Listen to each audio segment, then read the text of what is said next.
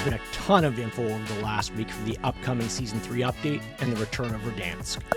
We're going to go over a couple of the high-level points and delve deeper into what this means for the meta. On April 2nd, Season 3 starts with multiplayer and zombies. The Warzone servers will actually go down. You can start working on the Battle Pass and multiplayer and zombies at this point. On April 3rd, 9 AM PST, Verdansk drops.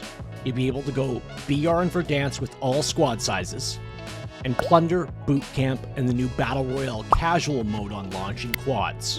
Rebirth will be going away until some point in this kind of first week time frame they've listed, and returning with quads and further squad sizes further into the season. If you log into Warzone from April 3rd to the 15th, you get the Kilo, Domino and a Milsim operator skin, and with the opportunity for more if you've played Verdansk in the past, and grinding for some further content as well. The anti-cheat blog didn't have a ton of info. Whether or not that's to prevent the cheat devs from actually having info or not, I'm not really sure. But the big notes were, over 20 providers have been closed, and Sub1KD did an amazing job of explaining it all. I've linked his vid in the description, but basically, with their successful lawsuit against engine owning, it's allowed them to stop more and more of these providers every day. Let's hope this all works out. A massive note was that over 60% of cheat reports are on players on console, which is actually extremely unlikely. I think this is from a few things. For one, people don't understand how aim assist works and how it can actually look like an aimbot if you don't understand it. Beyond that, people just not understanding game mechanics, like knowing when there is a UAV up, or if you fire an unsuppressed weapon, you ping on the minimap. Don't even get me in on how many people don't know that when you're playing a Resurgence game mode, when your teammate is killed, you ping on that minimap. This leads to a lot of people asking the question, you hear it in proc chat all the time, how did he know I was there? And assuming somebody was using walls. Backed by popular demand are the OG vertical buy stations. Nice thing too here is, you have the ability, if you're on controller, to hit X or box depending if you're on Xbox or PlayStation controller, and just rebuy your whole squad. If you don't have enough money for that, it will buy back the person with the most amount of money. This can be very helpful when figuring out how to get everybody back. You get the guy with the most money, they can buy back the next person and move on down the line. Now we get some OG weapons coming back. As previously discussed, the Kilo will make its return as a login reward from April 3rd to the 15th. The AMAX will be back as part of the Battle Pass on page 6. The Grau is making a comeback. This one will actually be a conversion kit on the SWAT 556. It's in the Battle Pass as well.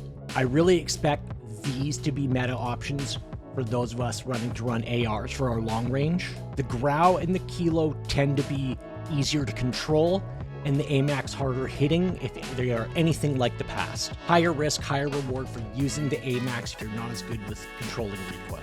For those of you who like to snipe, the HDR is coming back. This will be the only gun in the game, one shot, headshot, any distance. The HDR is back as part of the Battle Pass. And if you were a fan of melee, the Kali sticks will make their return as well. With that being said, they made changes to the BO6 weapons. We'll start with the long range. TTKs were reduced on basically everything, with some adjustments to range. It should make it feel more like Verdansk OG, back when we had less health. We're going to go over the long range builds here, but just know that the monolithic suppressor is making its return. It'll be in the Battle Pass page 7, and if it's anything like the original monolithic, just replace the compensator on all of your long-range options. So because we don't have the stats on the new guns, at this point, the number one in the long range is the current meta, the Cypher 091. Its lightning fast TTK got a buff, and it's easy to control. Nearly straight-up vertical recoil makes it so easy to use. The build you're going to want to run, it's going to be the same across all of these. Sight you want to use, compensator, but remember, like we were saying earlier, if the monolithic is better, run that.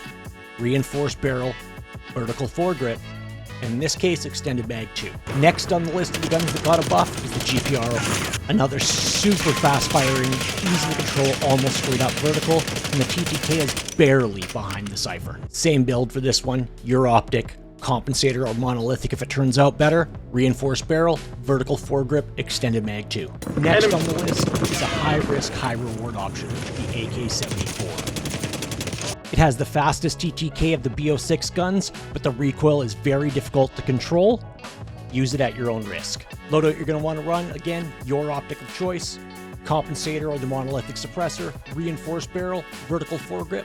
On this one though, opt for the extended mag 3, which gets you from 45 to 60 rounds. So the close range meta had a big shift on here. TTK is coming way down. And the number one fastest killing SMG is gonna be the SOG. SOG gives you some good movement speed. There is a sharp turn to the right there, so it is a little bit difficult to control, but all in all, very reliable, fun gun to use. Builds you're going to want to run on this guy is going to be compensator, reinforced barrel, ranger foregrip, extended mag 2, and the ergonomic rear grip. Second in the close range is the compact 92. With a fast fire rate and pretty straight up recoil, the compact is one of the fastest killing guns for this whole last season and is in second place still. The build you're going to want to run for the compact is going to be the compensator, reinforced barrel, vertical foregrip this time, extended mag 2, and the balanced stock.